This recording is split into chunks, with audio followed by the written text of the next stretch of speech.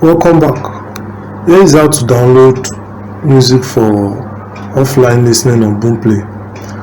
Step 1 is to open your Boomplay and tap onto the search bar on your home screen. Then enter the track you wish to search for. Let's say, for example, a trending song, Davido, before. So when you click on it, it brings options.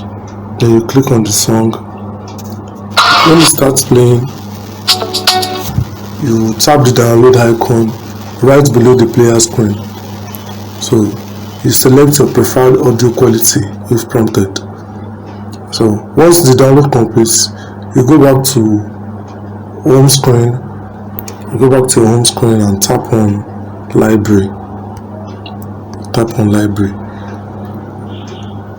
At the bottom right, you can see library here. So you select downloads and all your saved tracks will be here, ready to play anytime without using mobile data. Thanks for watching and enjoy your offline music.